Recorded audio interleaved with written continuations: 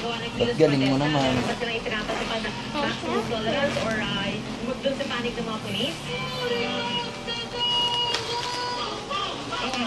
Maximum tolerance dahil yung mga pulis ay nasa kabila ng barikada ng Viola Arts at sila ay saan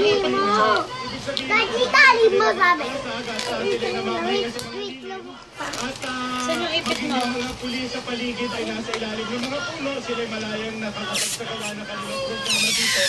Isama ko na rin yung kalakapag hindi rin ganun kalaking epekto sapagkat holiday naman, bakasyon din ang mga estudyante dito sa University Belt kaya hindi ito masyado nagkakos ng traffic sa paligid ng Menjola Via. Maraming salamat, Mark Salazar. Kabilang po ang call center at manufacturing sector at tourism industry sa mga naghahanap na empleyado sa mga job fair sa iba't ibang bahagi ng bansa ngayong Labor Day. At mula sa Pasay City, may ulat on the spot si Lea.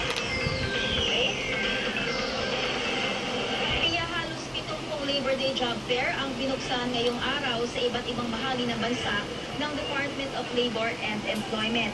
Dito sa Metro Manila, may 17 job fair na matatagpuan sa SM Malls. At isa sa mga yan ay nagaganap ngayon dito sa SMX sa SM Mall of Asia.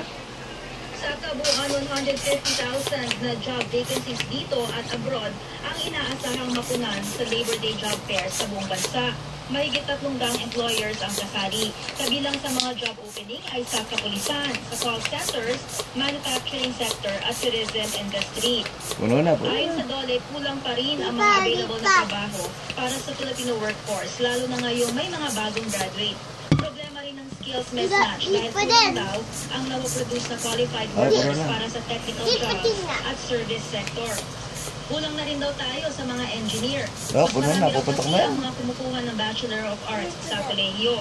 Bagamat nabawasan na raw ang mga enrollee sa kursong nursing, nasa 200,000 pa rin ang bilang.